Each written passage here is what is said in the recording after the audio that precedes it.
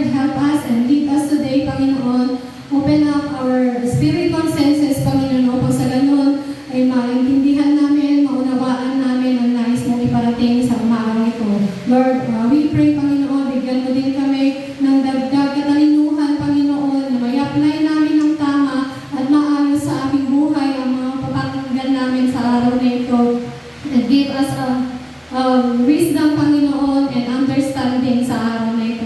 Maraming salamat sa kabutihan mo. Maraming salamat po sa buhay at sa pagmamahal mo sa amin, Panginoon, na walang kapantay. At magpakailanman, Panginoon, ikaw ay patuloy na nagbibigay sa amin ng lahat ng pagpapala. Maraming salamat po, Panginoong Jesus. And this is all we pray in the mighty name of Jesus, our Lord, our Savior.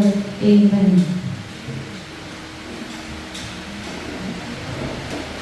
Kumusta po ang lahat? Parang mag-iisang buwan ata ako wala dito. Maraming nangyari sa parang 3 weeks ako wala sa church. But maraming mga pinuntahan naman ako. And gusto ko din magbigay ng testimony. Papasalamat ako sa Panginoon. Sa 3 linggo na wala po ako dito, yung 4 days nasa Thailand po ako. Gusto ko pong ipagpasalamat sa Lord na binigyan kami ng pagkakataon sa company po namin, all expenses paid po yun. Inalaw po ng Lord na makarating po kami ng Thailand. So, halos lahat po sa amin sa office is mga first timer. So, talagang napaka-exciting. Kahit na nung mga hindi pa nag-uumpisa or hindi pa kami nakakaalis, talaga sabi ko, Lord, ano ba to? Parang ayaw kong pumunta. Ganun. Kasi nalaman ko, parang Sunday ng last month is yung pinaka-last Sunday ng August, nalaman ko, namatay po yung uncle ko. So, yun yung parang pumipigil din sa akin na sabi ko, Lord, huwag na lang kaya ako pumunta, umuwi na lang ako sa probinsya. Kasi sa amin po sa probinsya, napaka-importante po yung presensya ng bawat isa na makasama namin or makidalamhati kapag nawalan ka. So, yun yung isa pa sa struggle ko. At isa pa po yung walang pondo yung company. Pagbaga, naghahabol kami ng connection that time. Kaya sabi ko, Lord, kung kalooban mo po na makapunta kami sa Thailand, ito po yung mangyari. Pero kung hindi, okay lang po sa amin. Tatanggapin po namin na maluwag sa aming kalooban. Pero alam niyo po yung nangyari po doon, napaka-perfect po yung timing ng Lord talaga. Alam niyo po nung sa 3 araw namin na pamamasyal, andun yung weather po kasi doon umuulan. So yung ulan, nasa loob kami ng hotel, sobrang lakas ng ulan. Pero paglabas na namin ng pintuan ng hotel, bigla siyang tumitila. Pagkatila ng ulan, ay ang pupuntahan po namin mga temple, yun po yung mga sinasamba po nila doon sa Thailand. So, kailangan namin mag-ikot. Siyempre, pag ikot ka ng maulan, siyempre, parang di mo na ma-enjoy, diba? So, yun, salamat sa Lord dahil lahat ginawa niya para kami ma-enjoy namin yung pinaka-first time namin na mag-trip sa Thailand. At isa pa, yung cruise ship naman. Nag-cruise ship kami yung last na araw po namin. Parang umuulan din siya ng malakas. Pero paglabas din namin doon sa Icon Zion, parak-parak na lang siya. Sabi ko, nagpe-pray ako, Lord, kung bumuhos man yung ulan ngayong gabi, okay lang po, i-enjoy po namin yung cruise ship po namin. Sabi ko gano'n. Pero thankful kami, and perfect din yung inassign sa amin ng Lord. Doon kami sa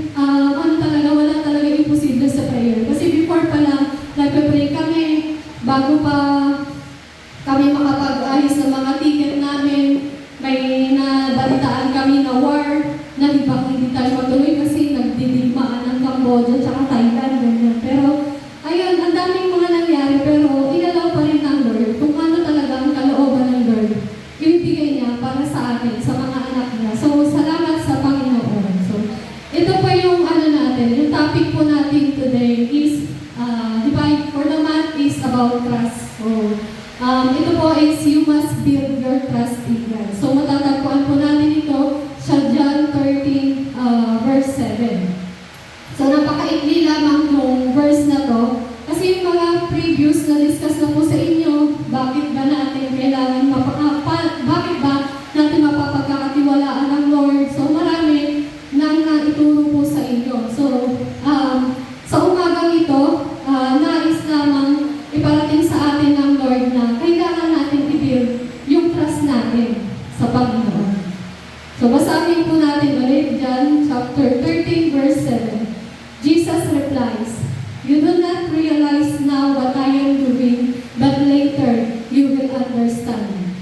Dumating na po ba sa buhay nyo na maraming pagsubok or mga simpleng pagsubok, hindi nyo naiintindihan bakit dumadating sa inyo, bakit ganito, bakit ang hirap naman nito. Pero sabi ng Panginoong Jesus, hindi mo man naiintindihan ngayon yung ginagawa ko sa buhay mo. Pero pagdating ng panahon, mauunawaan mo ito. So, ang Panginoong Jesus po ang nagsasabi nito sa atin. Sa umagang ito, sa lahat ng sitwasyon ng buhay po natin, God wants us to trust Him. So, kung God wants us to trust Him, ano man yung pagsubok, di ba kanina sabi sa kanta, ano man yung pagsubok natin, kalungkutan man ito, or takot man ito, ang gusto ng Lord, pagkatiwalaan natin siya. Because God created us and formed us. So, sabi nga doon sa Genesis chapter 2 verse 7, "Then the Lord God formed a man from the dust of the ground, and breathed into his nostrils the breath of life, and the man became a living being." So, ang Lord, ang gumawa sa atin, He created us. Bakit? Diba? Create tayo ng Lord mula sa alabok, hiningahan niya sa ilong, at nagkaroon tayo ng buhay. So kaya tayo may buhay ngayon, ay dahil sa ating Panginoon. Inalaw ng Lord yung buhay natin na nandito tayo ngayon sa church. It is God's will why we are here on earth. He made us for a very purpose. So, kung nagtataka kayo, bakit kaya hindi ako pinanganak na mayaman? Bakit kaya hindi ako pinanganak na politician na lang yung parents ko para na-enjoy ko yung pera nila na inuurap nila, di ba? Yung gusto ko yung corruption, di ba? So, bakit kaya? Bakit hindi inalaw ng Lord na tayo ay mabuhay ng buhay na gusto natin, na pinapangarap natin? Bakit sa iba may mga kotse, may magandang bahay, merong mabuting asawa, mabait, parang perfect pag tinitignan mo, meron siyang kapatid na mapagmahal, lahat walang pasaway. Pero hindi natin alam na hindi mo nakikita, meron din silang pinagdadaanan. Ang Lord, ang patuloy na humuhulma sa atin, na akala natin napaka-perfect ng buhay ng isa't isa. At lagi po natin tatandaan, wag po tayo mag-compare ng buhay natin sa buhay ng isang tao. Kasi ginawa tayo ng Lord dahil meron tayong mga unique qualities na binigay sa atin ng Lord. Hindi man natin nadidiscover ngayon, pero later on, madidiscover po natin. Ano yung pinaka-purpose po natin dito sa mundong ito. At sabi pa dito sa Ephesians chapter 2 verse 10, "For we are God's handiwork, created in Christ Jesus to do good works, which God prepared in advance for us to do." So ito pala yung purpose natin, na ginawa tayo ng Diyos para makipag-isa sa Panginoong Jesus, at nilikha niya tayo para sa mabubuting gawa na inihanda niya noong una pa man upang gawin natin. Remember po si Adan at Eva, di ba create po sila, bago po sila create, napaka-perfect na ng place na pinuntahan na po nila, na binigay ng Lord sa kanila. So lahat meron, lahat ng kailangan nila nandun sa paligid po nila. Pero ano pong nangyari? Dahil po sa kanilang pagkakasala, yung dapat na blessing na tinatamasa po nila, na-stop po yun. So yung hindi nila na-enjoy yung blessing na yun dahil meron siyang hadlang. Ito po yung mga kasalanan po na nagawa po ni Adan at ni Eva. Yun po yung kinain po nila yung bunga ng kahoy na ipinagbabawal. So ito na yung utos ng Lord sa pag nilang kakainin yung bungang yun, yung nasa center po ng Garden of Eden, pero sinuway po nila. So choice nila, yun yung ginawa nila. Sinuway po nila ang Panginoon. So tayo din, meron din tayong choice. Pipiliin ba natin, susundin ba natin ang Panginoon o hindi? Maglilingkod ba tayo sa Panginoon o hindi? So lahat ng mga ginagawa po natin, choice po natin yan. Magkamali man tayo na naging desisyon po natin yun. So wala po dapat tayong sisisihin at hindi po dapat natin sisihin lalo ang Panginoon sapagkat siya ang nagkokontrol ng lahat. Kung magkakamali man tayo, alam niyo po yung magpapalayo, di ba yung banga, hawak-hawak niya yung clay, na kapag na-damage po yung ginagawa po niya, dahil hawak niya ang clay, ang tao, pag nagkamali man, tandaan natin hawak-hawak tayo ng Lord. Siya yung bumubuo sa atin, sa bawat araw. Kaya, wag po natin intindihin yung mga failures natin, lahat ng mga rejections natin, lahat ng mga problema ng tao sa mundo. Pwede bang dali, wag mo intindihin. Pero napakahirap pag pinagdadaanan mo na siya, di ba? Pero, ang gusto pa rin ng Lord, ma-fulfill pa rin yung purpose niya para sa atin. Na meron yung pupunta sa simbahan, imbis na makinig ka, nakikipagkwentuhan ka.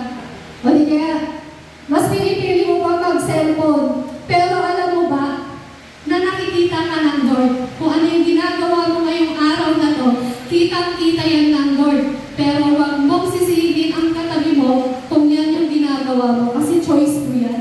Pinili mo yan. Pero tandaan mo, sa bawat choices na ginagawa natin po sa buhay, ito po yung nagbibigay sa atin ng paglago. Kasi inaalaw ng Lord na piliin mo yung decision mo na yan para ikaw din ay lumago. Para matuto po tayo sa bawat lesson.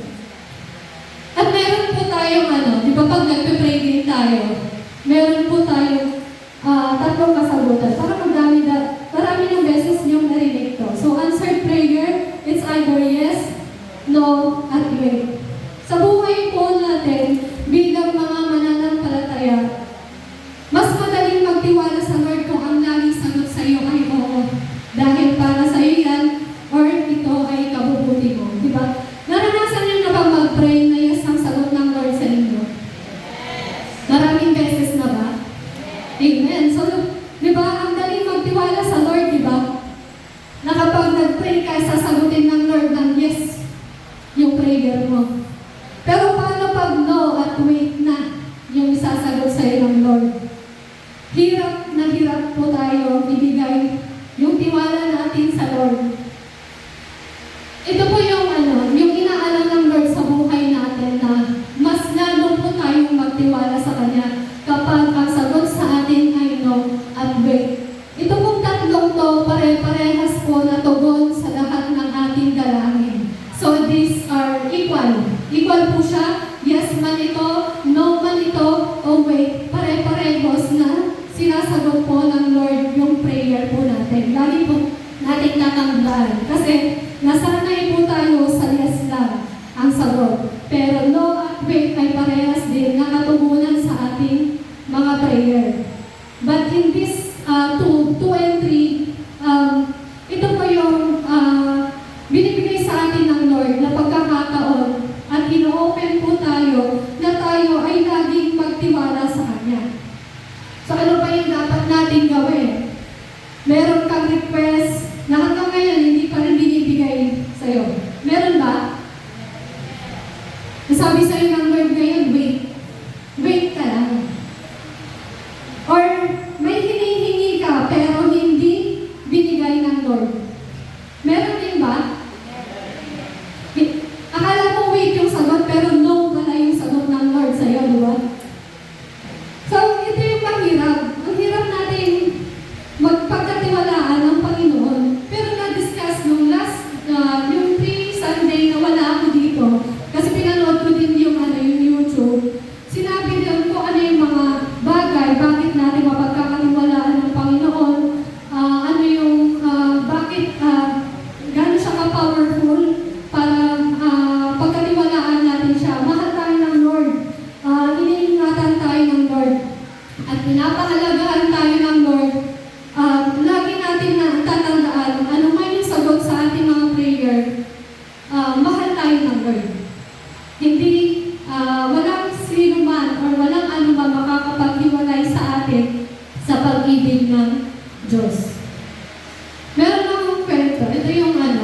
yung first week na wala ako dito, ito yung nalaman ko na nawala yung uncle ko. Okay, mag-iyakan ko tayo. Nag-pray ako, umiyak ako sa Lord. Humingi ako ng healing and complete recovery ng uncle ko. Pero God said, no, I have better plan for you and his family. So, akala ko, ang isasagot sa akin ng Lord, oo, pag-agalingin ko siya. Pero sabi sa akin, no. Kasi parang 3 beses siya na nire-revive dun sa hospital, nasa ICU siya. Hindi siya, parang revive siya, sunod, revive ulit. Pero yung pangatlong pagkakataon, yun yung ginawa siya ng Lord. Habang nagpipray kami, nag-video call kami ni mama, mga tita ko, pati yung asawa niya, pati yung anak niya. Yun yung prayer ko. Pero in my heart, alam kong mawawala na siya. Pero dinedma ko yun. Hindi ko dinedma ko kasi ang gusto ko, isasagot sa akin ng Lord, yes. Minsan pag nagpipray tayo, ganun tayo, diba? Meron ka ng gustong isagot sa'yo ng Lord. Pero hindi mo iniisip kung ano ba yung talagang kalooban ng Lord sa buhay natin. So, always remember na hindi lang ikaw ang hawak ng Lord or hindi lang sa'yo umiikot ang buhay ng isang tao. Dahil interconnected po tayo sa isa't isa. Kung ano man yung nangyayari sa'yo, sa Kanya, or sa akin, connected po tayo. Kung tayo yung nagkakilala, connected po tayo sa isa't isa. Ano man yung mangyari sa akin, it's either may lesson po kayong matututunan sa akin or meron kang akong lesson na matututunan sa inyo. It's either mag-grow ako o mag-grow ka sa akin. Kung mapapansin nyo, hindi lahat ng tao ay permanente sa buhay mo. Merong umaalis, merong umalis pero bumalik. Dahil meron pong lesson na kailangan mo pang matutunan sa taong yun. At dito sa pagsagot sa akin ng Lord ng no, dito ko natutunan yung let go and let God be God in your life. So, and let God be God in their life. So, always rely on God sa lahat ng pagkakataon. So, napakahirap mag-let go, lalo na yung mahal mo sa buhay. Di ba nga yung buhay nga ni Job, nawala sa kanya lahat ng mga anak niya, lahat ng ari-arian niya, lahat ng mga bagay na meron siya nawala at nagkasakit pa siya. Kung sa atin kaya mangyayari yun? Yung sa akin nga, uncle ko lang yung nawala pero ang sakit. Paano pa kaya yung buhay ni Job na nawala sa kanya? Yung example din ni Michael ng preaching po niya, yung tungkol sa buhay po ni Jose, na ano man yung nangyari sa kanya, mga negative man, ibinenta siya ng mga kapatid niya, at pinahirapan siya, nakulong pa siya, pero still, God has a purpose in our life. Ano man yung mga nangyayari sa buhay natin, let God be God in your life.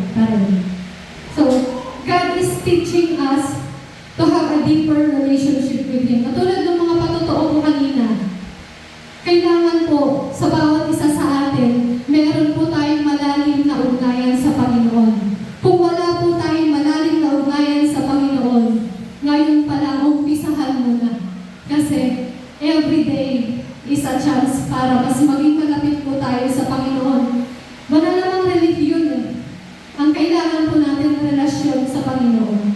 Yun po yung dapat na i-build natin. At isa po doon, ay kasama na po doon yung pagkatiwalaan po natin ang Panginoon sa buhay po natin. By trusting Him in everything about you, lahat ng plano mo, lahat ng mga alalahanin mo, always commit to the Lord through prayer. So, kaya ako nabanggit yung prayer kasi sobrang importante po sa bawat mananampalataya na tayo ay marunong mag-pray. Na kahit maliit lang na prayer, sabi nga diba, kahit magpasalamat lang sa Lord, prayer na po yun sa Kanya. So, napaka-importante po na ang bawat isa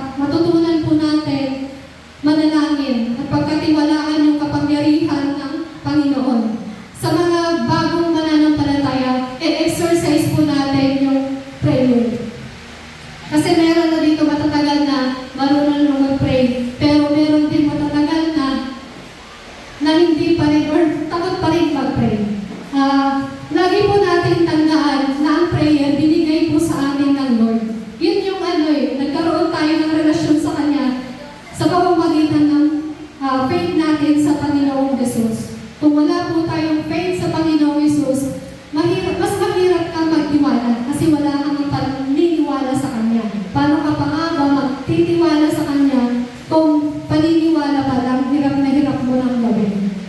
At paano ka nga ba susunod sa Kanya kung ngayon pa lang, ano man yung mga problemang nahaharap mo sa buhay, hirap na hirap mo ipagkatiwala sa Kanya. Meron, kung ma-recall nyo sa buhay nyo, or kung na-experience nyo man na may isang araw, obedient ka sa Lord, sunod na araw parang okay lang, sunod na araw parang paunti-unti, hindi ka na nag-o-obey sa Lord. So, napakahirap. Natandaan po natin, ang pananampalataya po natin, may tatlong bahagi. Yung naniniwala ka, nagtitiwala ka sa Kanya, at sumusunod ka. Hindi po pwedeng dalawa lang na naniniwala ka at nagtitiwala. Kasi bunga po ng paniniwala ang pagtitiwala. At bunga naman po ng pagtitiwala sa Panginoon ang pag-obey natin sa Kanya. And ito yung mga reasons kung bakit hirap na hirap tayo pag-tiwala sa Panginoon. Dahil minsan hindi natin alam kung ano yung mga promise ng Lord sa atin. Alam niyo po ba yung promise ng Lord? Or may alam ka po ba kahit isa o dalawa na pangako sa'yo ng Lord? Alam niyo yung sagot kung bakit? Kailangan niyo pong magbasa ng Bible. Kasi lahat ng promises ng Lord ay nakasulat po sa Kanyang Biblia, sa Biblia po. Doon po natin matatagpuan kung ano yung pangako ng Lord. Or kung hindi man kayo nakakapagbasa or mahilig kayong makinig or naririnig nyo, kasi sabi nga, faith comes from hearing and hearing the word of God. So, kailangan po natin mapakinggan. Mapakinggan sa ating mga tenga at mapakinggan sa ating puso. Kasi kung tenga lang po natin nakikinig, dalawa po yung butas ng tenga po natin, pwede lumabas sa kabila. Pero, ang gusto ng Lord, pasok po natin dito yung mga salita niya. Kaya kapag ano man yung maramdaman ng puso natin, malungkot man tayo, masaktan man tayo, andun yung salita ng Lord, lalabas. At maririnig ng tenga mo galing sa puso mo. Sasabayan. Kapag nalulungkot ka, maalala mo, ito pala yung sabi ng Lord. Bakit ako malulungkot? Diba? Minahal niya ako. Siya yung nagmahal sa akin. Yung pagmamahal niya, hindi kailanman nagbabago. Diba? Inaawit na natin palagi. Hindi kailanman nagbabago ang pag-ibig ng Lord. At hindi siya kailanman nagbabago. Kung ano yung sinabi niya, hindi niya babawiin kailanman. Pangalawa, ito pa. Hindi natin alam yung pangako ng Lord. Minsan, nagiging tamad tayo magbasa, or tamad natin gawin yung kalooban ng Lord. Ito yung mga nagiging effect sa atin. Or di kaya minsan, ba't kaya hindi tayo makapagbasa, hindi tayo makapakinig ng salita ng Lord? Dahil busy tayo. Busy tayo magdudot ng cellphone natin na isa o dalawang oras lang ang pakikinig. Dito nga parang 30 minutes lang. Pero busy pa rin tayo kakadudot ng cellphone natin. Pwede naman mamaya natin gawin. Pwede naman mamaya tayong magkwentuhan pagtapos ng Word of God. Pwede naman natin alalahanin mamaya yung mga problema natin na naiwan natin sa bahay. Kaya ka nga po pumunta dito sa simbahan para makinig po ng salita ng Lord. Hindi po para makipagkwentuhan sa katabi po natin. So napaka-importante po na ang bawat isa, hindi lang dapat alam natin yung promise ng Lord. Dapat aware tayo, ano ba yung mga ginagawa natin? Priority ba natin? Sa buhay natin, tayo nga, di ba nilikha tayo ng Lord na meron siyang magandang plano sa atin. Pero, yung priority natin, hindi siya. Priority natin, yung mga trabaho natin, o di kayo mga ginagawa natin na normal sa buhay natin. So, pangalawa po, we know the promises of God, but we don't apply. So, alam natin, may mga nagbabasa ng Bible, may mga nakarinig na ng salita ng Lord, pero wala siyang application. Ito yung sa tenga, kaliwang tenga nung pumasok sa kanang tenga pag lumabas yung salita ng Lord. So, minsan feeling mo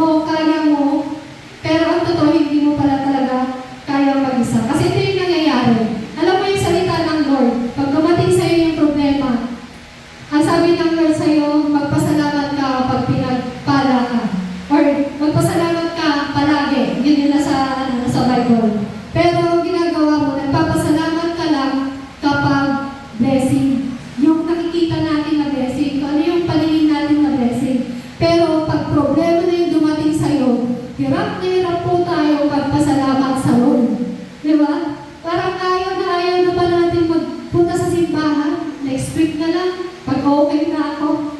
Next week na lang ako magpasalamat sa Lord kasi i-enjoy ko muna yung natamasa kong blessing ngayon. So, lagi po natin i-assess yung buhay natin. Ano ba, sinusunod ba natin? Ginagawa ba natin yung dapat? Yung tama natin gagawin o hindi?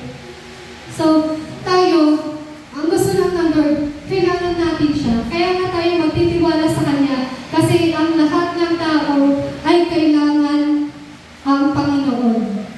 Dahil sabi nga doon sa John 14:6, Jesus answered, I am the way, the truth, and the life. No one comes to the Father except through me. So, ito pa lang, dapat talaga magtiwala tayo sa Panginoon kasi nasa Kanya po ang katotohanan, yung buhay, at ang daan. So, kung hindi po tayo nananampalataya sa Panginoong Jesus, saan ka dumadaan? Nasaan yung daan mo? Kasi sabi ng Panginoon, ang patungo sa kaharian ng langit ay ang Panginoong Jesus. Kung tayo, wala po tayong pananampalataya sa Panginoong Jesus, naliligaw po tayo. Kailangan po natin magkaroon ng relasyon sa Panginoong Jesus at siya lamang ang daan, ang katotohanan, at ang buhay. Siya po ang magbibigay sa atin ng buhay na walang hanggan. At ngayon pa lang, kung tayo ay may pananampalataya sa Kanya, meron po tayong buhay na walang hanggan. At pagkatiwalaan po natin yung lahat ng sinabi po niya, natatanggap ka ng buhay na walang hanggan kung nasa inyo puso ang Panginoong Jesus. Kung wala sa iyo ang Panginoong Jesus, wala ka pong buhay na walang hanggan. Hindi ko po ito sinasabi, kundi ito po yung sinasabi ng Bible.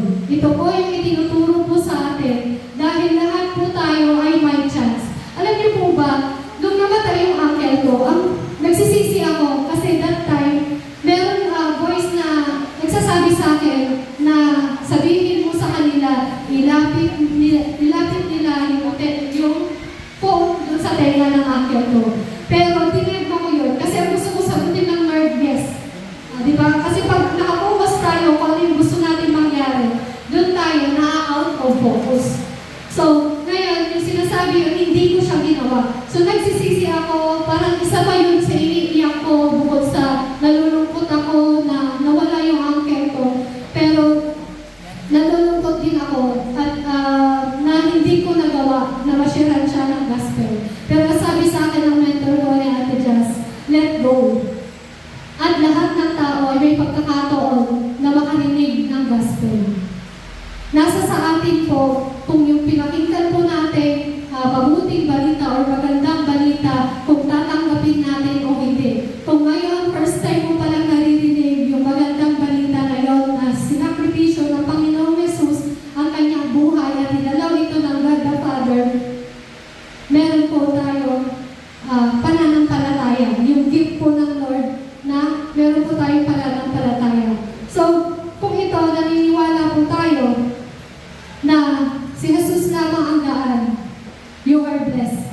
Kasi tinanggap mo yung pagpapala ng Lord. Sabi nga ni Johann Golgoth, knowing is not enough, we must apply. Willing is not enough, we must do. Pag alam pala natin yung salita ng Lord, tapos di natin apply, hindi sapat po yun na alam lang po natin. Yung willing naman tayo magpagamit sa Panginoon, pero hindi naman natin ginagawa, hindi po yun sapat.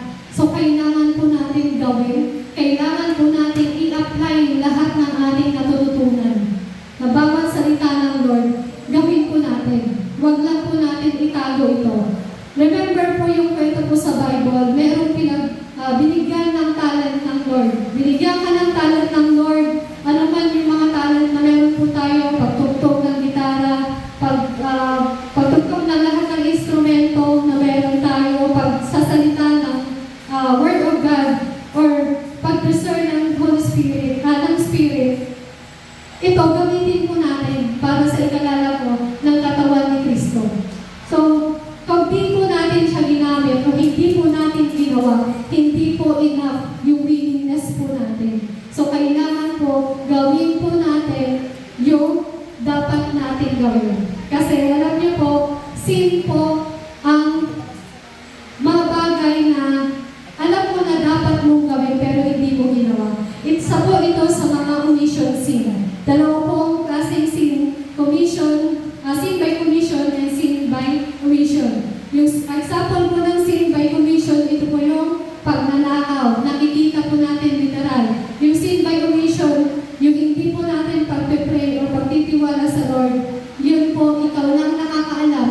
Lord. Yun po yung sin by omission. So napaka-importante po na ang bawat isa, alam po natin at ginagawa po natin dapat ang tama. Kung ano yung right thing to do, let's do it. Kung alam po natin na kapag na panahon na nakaramdam po tayo ng mga kalungkutan, ng takot, piliin po natin magtiwala. Kasi this is the right thing to do. Pagkatiwalaan po natin ang ating Panginoon. Kasi minsan, di ba, sabihin mo kapag nalulungkot ka or nasasaktan ka or di kaya binigo ka or kipag-break sa iyong boyfriend mo o di kaya bumagsak ka sa exam. Sabi mo, ayoko na Lord, tama na. Di mo naman ako mahal. Hey! Ba't mo sasabihin hindi ka mahal ng Lord? Binigay nga niya yung buhay niya sa'yo, di ba? So wala tayong karapatan para sabihin hindi tayo mahal ng Lord. Dinemonstrate na po niya yung pagmamahal niya sa atin sa pamamagitan ng sarili niyang buhay na ibinigay po sa atin. Minsan, meron din tayong mga experience sa end of the world na wala nang chance. Pero, ang sabi ng Lord sa kanyang salita, God will make a way for us. Di ba may kanta pa nga, God will make a way, di ba?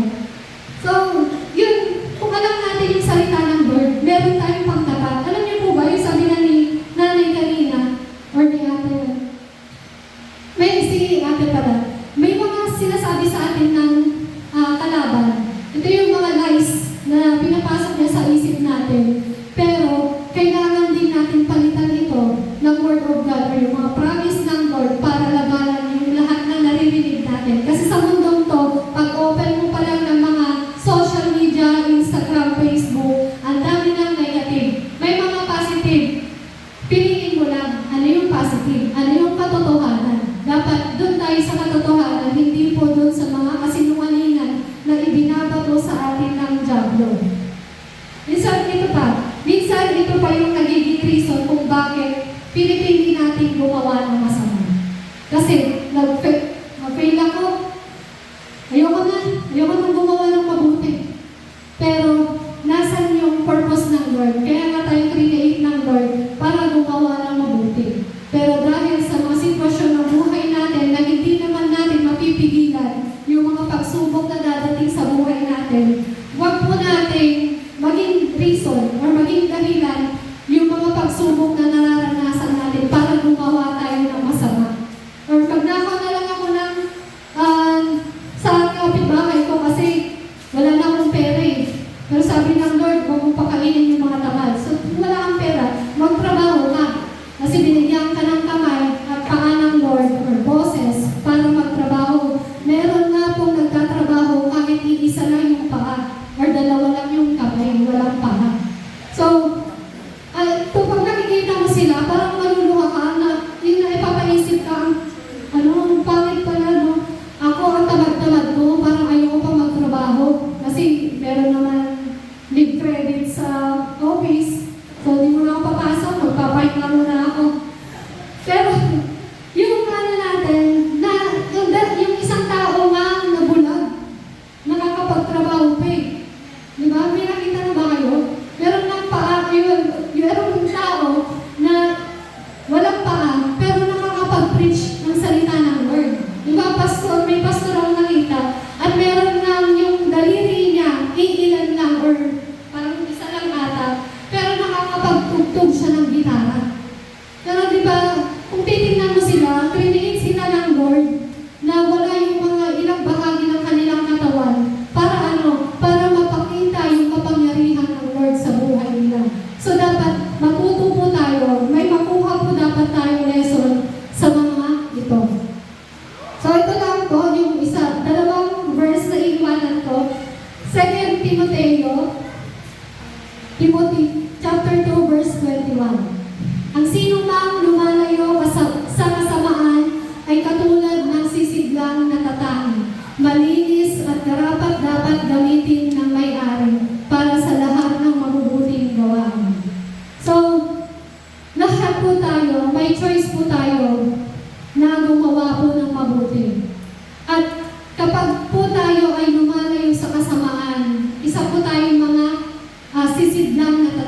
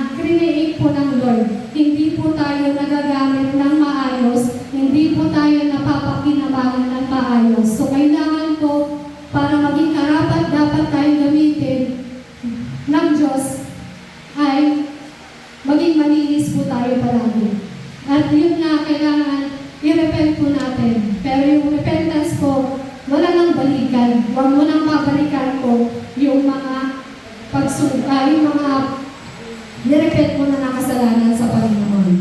Sabi pa sa Isaiah chapter 64 verse 8, "Gayon man, O Yahweh, ikaw pa rin ang aming Ama.